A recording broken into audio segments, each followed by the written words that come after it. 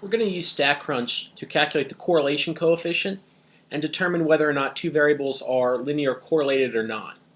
In other words, is there a linear relationship that might be able to describe these two variables?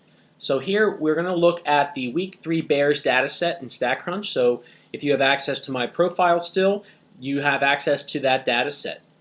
We're going to look at whether it's reasonable to conclude the length of a bear is linearly correlated to a bear's weight. So looking at the length and the weight of a bear and whether or not there is a potential linear relationship or the strength of that linear relationship. So the first thing we want to do, and I have these steps listed down below that you might recognize from our module, we want to make a scatter plot to first just visually assess the relationship. Is there a relationship between a bear's length and weight? After that, we'll calculate the correlation coefficient, write out the hypotheses that we'll see, and then we're going to get into the test statistic and so forth. So let's first go ahead and look at our data. We are in the bears here, the bears data set, and we want to first create a scatter plot. We've done this before. In this particular case, remember the X column. This is going to be the independent or the predict or. This is what we're using to predict.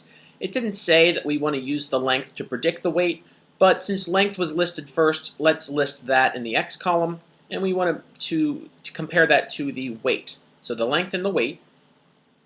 We don't need to worry about any of this other stuff. A lot of this is just making it look nice. And we want to compute.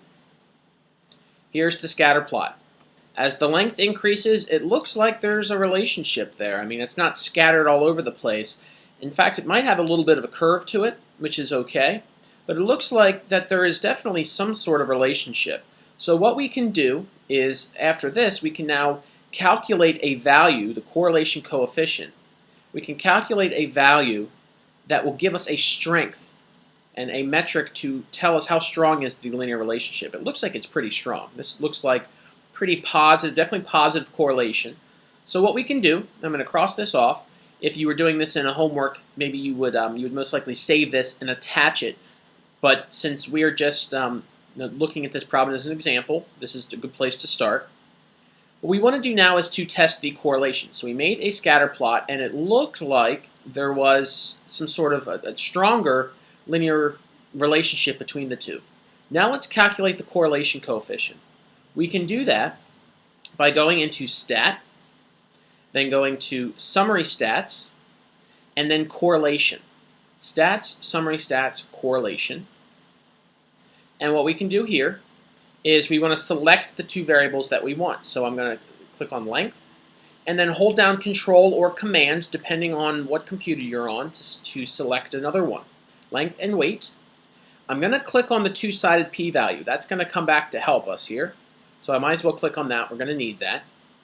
And everything else looks like we're okay. So when you hit compute, you're going to get this. Correlation between length and weight is 0.87465. So this is 0.874, let's just say 0.875. So the correlation coefficient, right, R, is going to be 0.875. That's pretty strong. Remember, the value here is between -1 and +1, and if it's closer to -1, then it's a negative correlation or a stronger negative correlation. If it is closer to +1, this is a positive, strong, this is relatively strong correlation. So that's great. I mean, it looks like we have two big pieces of evidence to support that they are linearly correlated. There's a strong linear correlation between the two. But now we want to look at this hypothesis test. There is a null. There is an alternative. For the null hypothesis, when we were testing for correlation, we have this Greek letter rho, and we're testing that it is equal to 0 versus that rho is not equal to 0. So this first one, what we're saying here, if rho is equal to 0, there is no linear correlation.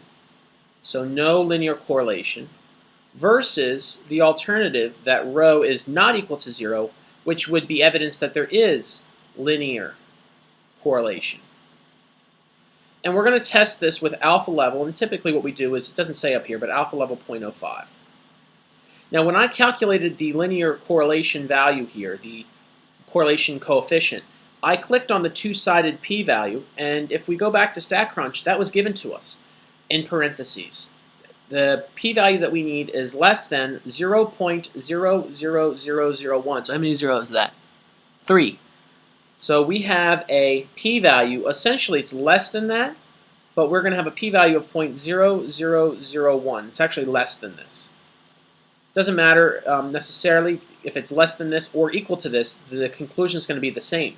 Since the p-value, so 0.0001, is less than our level of significance, this is telling us we can reject the null hypothesis. Which means if we reject the null hypothesis, there is evidence to support this claim that there is linear correlation. So we kind of want to tie all these things together. All right, we want to look at the scatter plot. What's the scatter plot telling us? Look at the correlation coefficient, and then also look at the null and alternative hypothesis. Okay. So we calculated the p-value here. We compared it to the level of significance, and we made a conclusion. Now this last piece here, they find the test statistic. On a quiz, I'm not too concerned that you do this, but I do want you to be aware of how to calculate it because you may be asked to calculate the test statistic on your homework. So to calculate the test statistic, we need the value of the correlation coefficient, R.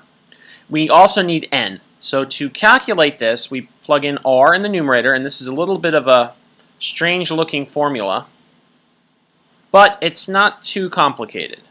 So here what we see, we take R, which in this case is 0.875, we're rounding it, and then in our denominator we're going to have the square root of 1 minus 0.875 squared, and we're going to divide that. I'm going to put this in parentheses so we can tell the difference.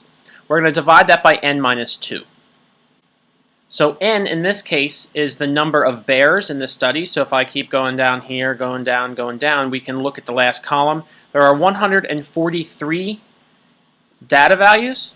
So if there are 143 data values, n is equal to 143. I subtract 2, I get 141. Now if I put this all in my calculator, what do I get?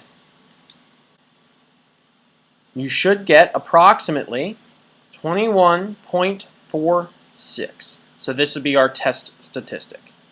Again, I'm not too concerned with you being able to do this for a quiz or an exam. It's nice to be able to find it because on your homework you may be asked to calculate the test statistic.